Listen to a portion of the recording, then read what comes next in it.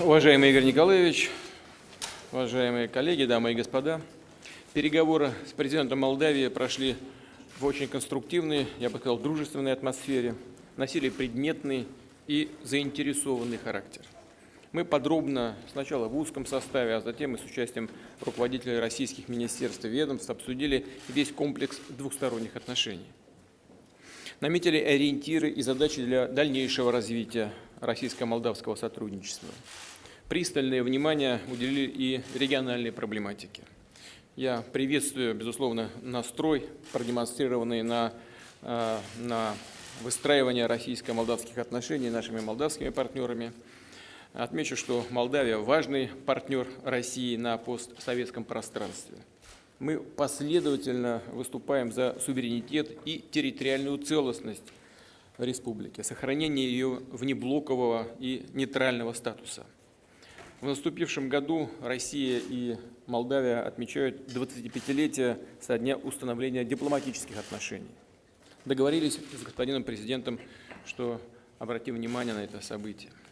Особое внимание в ходе переговоров уделили перспективам развития взаимной торговли. К сожалению, за последние годы двухсторонний товарооборот сократился более чем в 2 раза.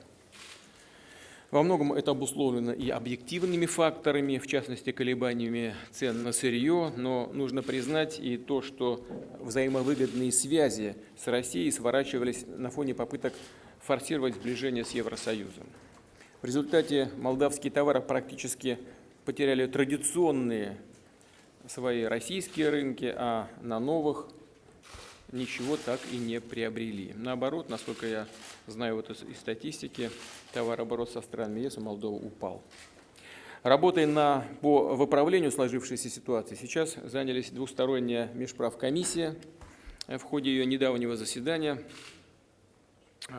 принят план совместных действий на 2016-2017 годы, предусматривающий конкретные шаги по развитию взаимных инвестиций и торговли, в том числе в области промышленности, высоких технологий и сельского хозяйства.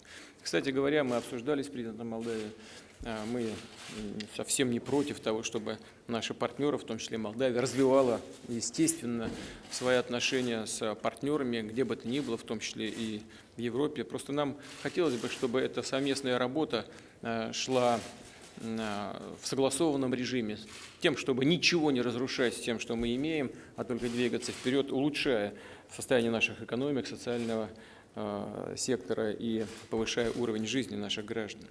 Ключевым направлением российско-молдавского экономического сотрудничества является энергетика. Россия обеспечивает Молдавию стабильными поставками нефти и газа. 100% потребностей Молдавии в природном газе обеспечивается Россией. По итогам переговоров поручили экспертам подготовить предложение по урегулированию имеющихся здесь проблем.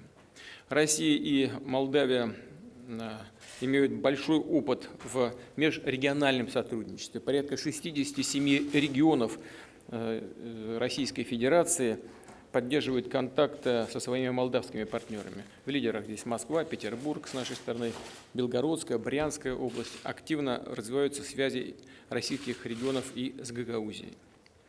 Условились предпринимать шаги по развитию взаимодействия между нашими странами и в гуманитарных областях. Разумеется, мы обстоятельно обсуждали и вопрос приднестровского урегулирования. Наметившиеся в 2016 году некоторые позитивные подвижки в переговорном процессе будут, безусловно, способствовать повышению доверия между сторонами конфликта. Необходимо стремиться к поиску взаимоприемлемой государственно-правовой модели урегулирования на основе общепризнанных норм международного права. Россия готова по-прежнему выступать посредником и гарантом соблюдения договоренностей, которые могут быть достигнуты между сторонами. Мы уделили внимание на переговорах и интеграционным процессам на евразийском пространстве. Россия, как действующий председатель СНГ, приветствует настрой президента Молдовы на активизацию молдавского участия в деятельности структур содружества. Я знаю, что сегодня господин президент встречался и с председателем коллегии Евразийской экономической комиссии господином Саркисяном.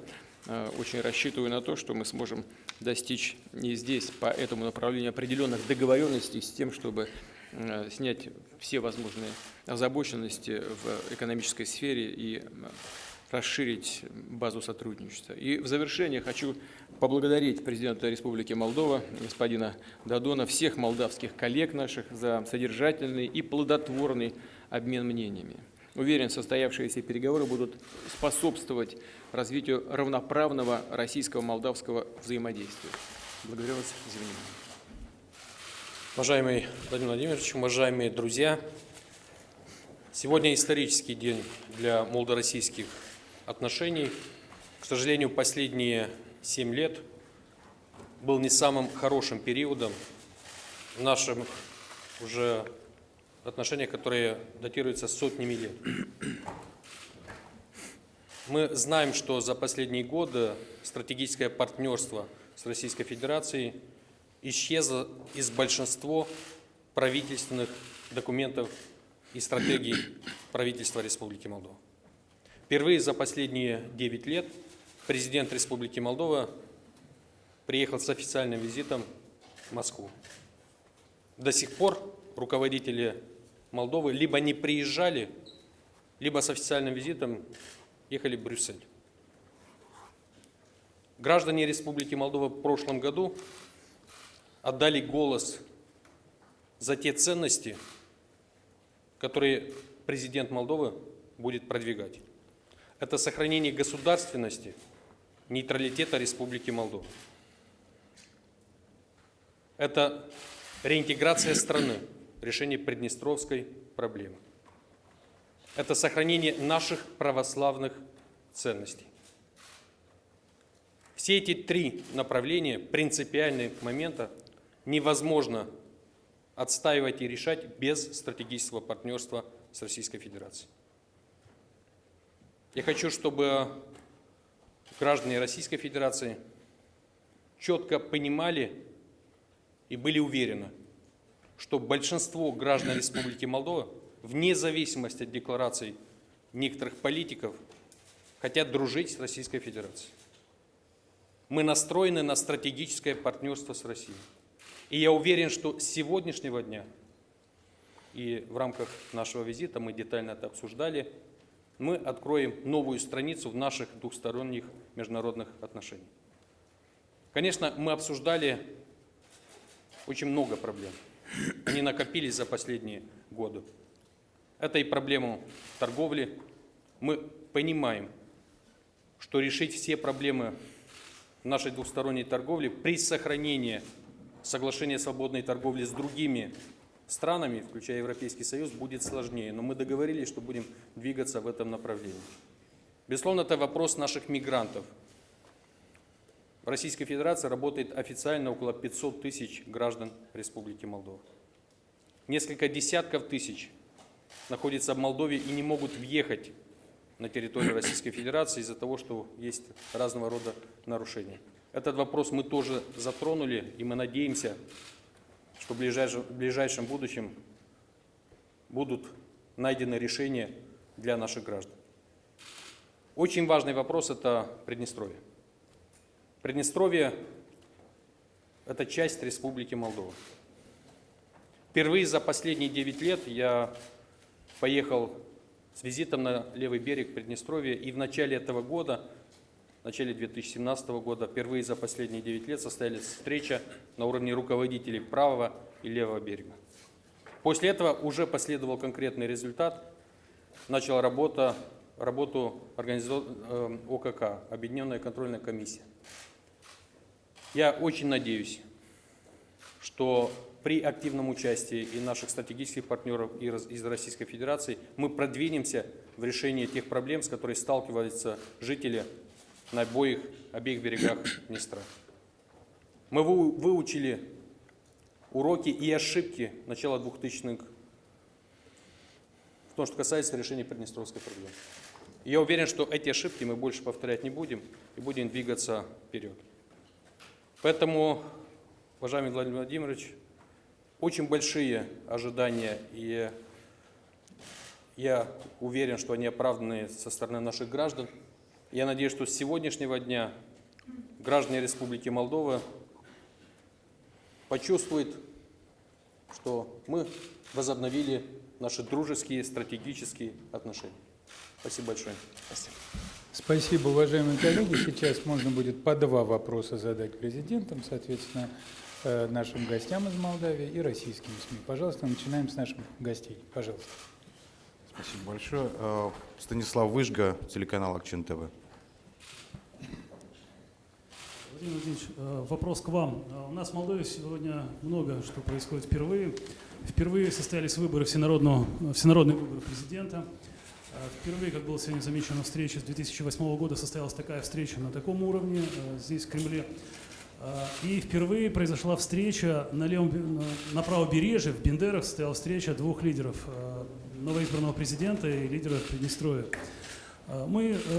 Политические силы Молдовы, трезвые политические силы Молдовы сегодня понимают, что без активного участия Российской Федерации изменить ситуацию, затянувшуюся ситуацию с Приднестровским, так сказать, регионом невозможно. Вот ваше видение того, что может произойти, или каким путем, что может быть стать драйвером в этом процессе, не знаю, реанимация плана Козака, может быть какая-то другая дорожная карта. Спасибо.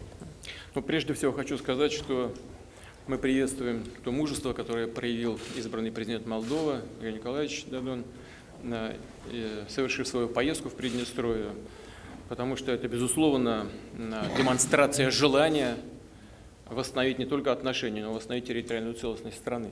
И при этом это явное проявление уважения к тем людям, которые в Приднестровье проживают. Думаю, что это создаст очень хорошие условия для начала таких конструктивных, серьезных переговоров по приднестровскому регулированию. Вы знаете, что в 2003 году мы как никогда близко подошли к окончательному урегулированию этого вопроса, но, к сожалению, тогда руководство Молдовы неожиданно изменило свое решение, и этот план не был реализован, подготовленный всеми заинтересованными участниками этого процесса.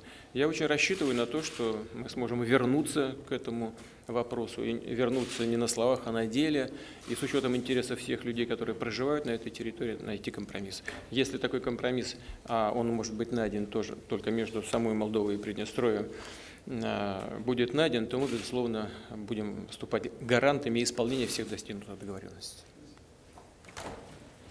Так, давайте российские СМИ, пожалуйста, ВГТРК. Добрый день, Павел Зарубин, телеканал «Россия». У меня вопрос вам обоим. Продолжу немного мысли про то, что сегодня многое впервые. Это не только визит, не только переговоры на высшем уровне. Недавно, как мы знаем, впервые за последние 4 года собиралась и совместная межправкомиссия России и Молдовы. Но вот по итогам сегодняшних переговоров, как вы считаете, удастся ли, что называется, реально вырулить в русло восстановления интенсивного сотрудничества? Удастся ли восстановить экономическое сотрудничество России и Молдовы? Вот, к примеру, откроет ли Россия свой рынок для Молдовы, если да, то когда это может произойти? Спасибо. Это вопрос к 2 президентам и второй части. Вам. Да, ну, спасибо. Я думаю, что нам удастся в конце концов это сделать. Но мы же должны исходить из реалий, в том числе из реалий внутриполитической жизни Молдовы. Мы знаем компетенцию правительства Молдовы, знаем компетенцию президента. Некоторые вопросы не входят в компетенцию президента в соответствии с основным законом страны. Но мы будем работать и с правительством, и с президентом. Мы к этому готовы. Я уже говорил об этом вот сейчас в своем вступительном слое, если его можно так назвать. Многое будет зависеть от того, как Молдова будет выстраивать свои отношения с Евросоюзом, имея в виду подписанные и вступившие в законную силу договоренности об ассоциации между Молдовой и Евросоюзом. Для нас здесь есть определенные риски, они аналогичны тем рискам, с которыми мы столкнулись после подписания соответствующего документа между Украиной и Евросоюзом. Мы об этом откровенно и достаточно аргументированно, я считаю, всегда говорили и нашим партнерам в странах СНГ, и нашим европейским партнерам. Здесь многое можно и нужно сделать будет в трехстороннем формате, если, конечно, на то будет воля наших европейских друзей, ну и наших партнеров в Молдавии, конечно. Но уже и сейчас многие предприятия Молдовы открыты, и их товары поступают на российский рынок. Мы договорились о том, что ряд ряд предприятий будут дополнительно проверены соответствующими российскими структурами, и не исключаю, а почти уверен в том, что количество предприятий, которые имеют право поставлять продукцию на российский рынок, будет увеличиваться. То же самое касается и вопросов, связанных с трудовой миграцией. Игорь Николаевич ставил вопрос об этом сегодня в разных форматах. Ну, что говорить, здесь с точки зрения проникновения на нашу территорию как бы нежелательных элементов, у нас угроз со стороны Молдовы гораздо меньше, чем с других направлений, имеют в виду целый ряд факторов, о которых вот и президент Молдовы только что сказал. Мы будем думать над тем, как решить эту проблему, имея в виду, что многие граждане Молдовы действительно в экономическом смысле зависят от работы в России. Мы это понимаем и хотим им помочь. Я думаю, что решение будет найдено. То, что касается возобновления полного экономического сотрудничества, знаете, я отвечу следующим образом. Конечно, мы бы хотели сегодня и сейчас, но мы понимаем, что Москва не сразу строилась. Мы понимаем, что было разрушено годами, и решить в один день все невозможно. Тем более, что есть реальная ситуация, мы прагматики. Мы понимаем, что есть соглашение об ассоциации с Европейским Союзом. Кстати, я выступал неоднократно против подписания этого соглашения. Я считаю, что это соглашение для Молдовы никаких плюсов не дало. Мы потеряли российский рынок, и, как это ни странно, наши объемы экспорта в Европейский Союз тоже упал. То есть мы ничего не получили от подписания этого соглашения. И я не исключаю, что после следующих парламентских выборов, ну это будет позиция, и я поддержу эту позицию парламентского большинства. Вот есть партия социалистов, я надеюсь, что они получат парламентское большинство, и это соглашение будет аннулировано. То, что касается сотрудничества с Евразес, вот очень важно, Владимир Владимирович об этом говорил, я сегодня утром встречался с руководством Евразийской экономической комиссии. Сегодня я выступил с инициативой о подписании рамочного меморандума о сотрудничестве с Евразес. Мы договорились, что в ближайшие недели мы начнем консультации для того, чтобы в ближайшие месяцы такой меморандум подписать. Он не противоречит соглашениям, которые подписаны Молдовой сейчас на данном этапе с другими партнерами, но это первый шаг для того, чтобы двигаться к сближению. Я попросил Владимира Владимировича рассмотреть возможность, чтобы Молдова стала наблюдателем Евразийской экономической комиссии в Евразес. Я думаю, что это хороший шаг для того, чтобы мы посмотрели, что нужно делать, как собрали информацию с одной, с другой стороны. Поэтому то, что касается торговли, то, что касается экономических отношений, я думаю, что мы в начале пути. На данном этапе уже на российский рынок поставляет свою продукцию предприятия из Приднестровья, из Гагаузии, десятки предприятий с остальной части Молдовы. Я надеюсь, в ближайшие недели, мы об этом поговорили, этот список будет расширен для того, чтобы наши товаропроизводители вернулись на российский рынок. Но о полномасштабном открытии рынка, конечно, это нужно смотреть и в рамках тех соглашений, которые Молдова подписала и с другими участниками. Я в начале февраля буду в Брюсселе. Конечно, будем об этом говорить и с нашими партнерами из Европейского Союза. Будем приводить цифры. Вот прошло 2 года. Результатов ни в экономике, ни в других секторах пока что нет. А давайте решать, что будем делать дальше. Сергей Струнгару, НТВ Молдова. У меня вопрос к Владимиру Владимировичу. Один из главных вопросов, которые сейчас волнуют молдавское общество, связан с трудовой миграцией, с миграцией.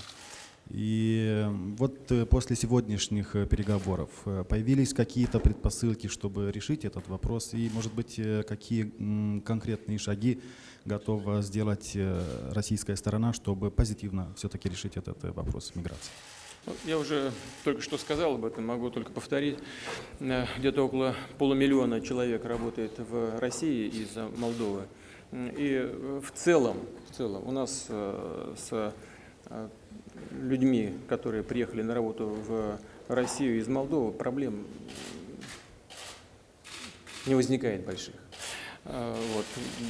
Где-то 1050 примерно находятся в Молдове и не могут въехать на территорию России в связи с тем, что за ними числятся определенные нарушения.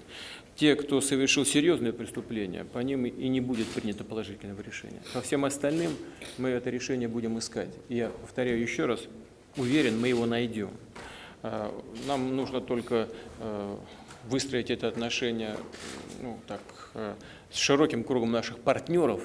Это уже Молдова не касается, потому что если мы в отношении Молдовы какие-то решения примем, мы тогда и в отношении других стран должны будем принимать решения. В этом смысле Молдова является заложником наших отношений с другими странами. Но, повторяю еще раз, Молдова для нас и молдаване, граждане Молдовы, вообще люди всех национальностей, которые из Молдовы к нам приезжают, это вполне такая устраивающая нас категория, имею в виду целый набор факторов благоприятных. И здесь нам нужно еще и дополнительно проработать. Мы договорились, что сейчас создадим в России, у нас по моему указанию уже создана соответствующая комиссия на уровне Совета Безопасности. Уже сегодня нам в ходе переговоров замминистра внутренних дел докладывал о том, что планируется в ближайшее время сделать. Просто не хочу забегать вперед, но хочу вас заверить, что мы это решение найдем. Спасибо. И давайте заключительный вопрос от российских журналистов. Пожалуйста, давайте Life News. Александр Юношев, Life. Я извиняюсь, что не совсем по тематике сегодняшней встречи, но тем не менее по международной тематике, а именно разбушевавшимся американским страстям. Что-что? По Америке. Тема важная. Вот как вы относитесь к тому, что Барак Обама, которому остались считанные дни, ввел новые антироссийские санкции, не дожидаясь истечения предыдущих? В Конгрессе разрабатывается законопроект, и если он будет принят, Трампу, если он захочет, будет сложнее отменить санкции. И еще, вот вы ни разу не комментировали доклад о том, что якобы на Трампа собирали мы или в России компромат, в том числе во время его посещения Москвы. Чуть ли у нас есть материалы, как он с проститутками в московском отеле развлекался. Это правда? Вот вы видели эти файлы, видео, ролики? Ну и продолжая тему все-таки Америки, хочется узнать, некоторые высказывания Трампа очень не понравились Меркель и Оланду, и отношения Америки со Штатами тоже, Америки с Евросоюзом ухудшается. Как вы к этому относитесь? Спасибо. У нас есть такая информационная структура, Life называется. Все, к жизни поближе стараются нас подвинуть. Значит, вы знаете, есть такая категория людей, которые уходят не прощаясь, из уважения к сложившейся обстановке, к ситуации, чтобы ничего не нарушать. А есть такие люди, которые бесконечно прощаются, но не уходят. Вот уходящая администрация, по-моему, относится как раз ко второй категории. И что мы наблюдаем в Соединенных Штатах? Мы наблюдаем продолжающуюся острую внутриполитическую борьбу, несмотря на то, что выборы президента завершены, и они завершились убедительной победой господина Трампа. Тем не менее, в ходе этой борьбы, на мой взгляд, ставится несколько задач, может быть, их больше, но некоторые из них очевидны. Первое – подорвать легитимность избранного президента США. Кстати говоря, в этой связи хотел бы отметить, что вот хотят этого люди, которые это делают или не хотят, они наносят интересам Соединенных Штатов огромный ущерб. Огромный просто. Такое впечатление, что они, потренировавшись в Киеве, готовы у себя в Вашингтоне Майдан организовать, только бы не дать Трампу вступить в должность. Вторая задача – это связать вновь избранного президента по рукам и ногам при выполнении данных им в ходе избирательной кампании обещаний американскому народу. Как внутри страны, так и на внешней арене. Ну, конечно, вот прикиньте, как можно что-то сделать по улучшению российско-американских отношений, если вбрасываются такие утки, как вмешательство каких-то хакеров в ход избирательной кампании. Хотя, еще раз повторяю, хакеры ведь ничего не компилировали, ничего не придумывали. Кем бы они ни были, они только вскрыли материал. Или, тем более, тем более, если у российских спецслужб есть какой-то компроматериал против вновь избранного президента.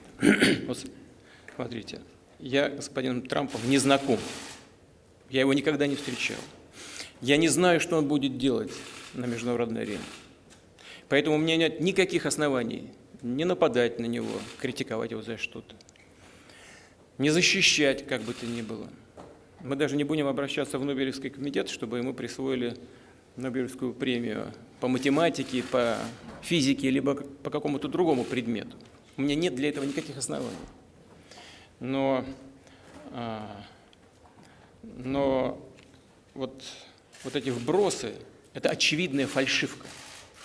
Трамп, когда приезжал в Москву, даже не помню, когда он приезжал, несколько лет назад, он ведь не был никаким политическим деятелем. Мы даже не знали о его политических амбициях. Ну, просто бизнесмен, один из богатых людей Америки. Что кто-то думает, что у нас спецслужбы гоняются за каждым американским миллиардером, что ли? Да, конечно, нет. Это просто полный бред. Первое. Второе. Трамп приехал и тут же побежал встречаться с московскими проститутками. Это человек, во-первых, взрослый уже, да? А во-вторых, человек, который не всю жизнь, но многие годы занимался организацией конкурсов красоты, общался с самыми красивыми женщинами мира. Вы знаете, я с трудом могу такое представить, что он побежал в отель встречаться с нашими девушками с пониженной социальной ответственностью. Хотя они, безусловно, и они у меня самые лучшие в мире, безусловно. Но сомневаюсь, что Трамп клюнул на это. Ну, наконец, вы знаете, что хочу сказать? Проституция – это серьезное такое безобразное социальное явление. Ведь молодые женщины занимаются этим в том числе и в связи с тем, что они по-другому не могут обеспечить себя достойным образом. И это в значительной степени вина общества и государства. А вот люди, которые заказывают фальшивки подобного рода, которые сейчас распространяются против избранного президента США, фабрикуют их и используют в политической борьбе, они хуже, чем проститутки. У них нет никаких вообще моральных ограничений. Кстати говоря, Россия постоянно имеет дело с такими людьми, с нашими оппонентами. Но то, что вот такие методы используются против избранного президента США, это, конечно, уникальный случай. Такого еще никогда не было. Это говорит о значительном уровне деградации политических элит на Западе, в том числе в США. Но я очень рассчитываю на то, что здравый смысл восторжествует. Это касается и отношений между Штатами и их союзниками, в том числе и в Европе. Ведь эта действующая администрация, уходящая, вовлекла многих политических лидеров Европы во внутриполитическую американскую борьбу. И сегодняшние проблемы – это вот результат этой работы. Я уверен, что такие серьезные взаимные интересы все поставят на свое место. Конечно, наверное, нюансы возможны. Осадочек останется. Но все-таки все встанет в конце концов на свое место. Так же, как и, уверен, удастся в конечном итоге восстановить нормальные, отвечающие интересам как народов Европы, так и народов России, как народам России, так и народов Соединенных Штатов, нормальные межгосударственные отношения, которые будут способствовать развитию мировой экономики, стабилизации в мире и обеспечению безопасности. Спасибо большое. Благодарю вас.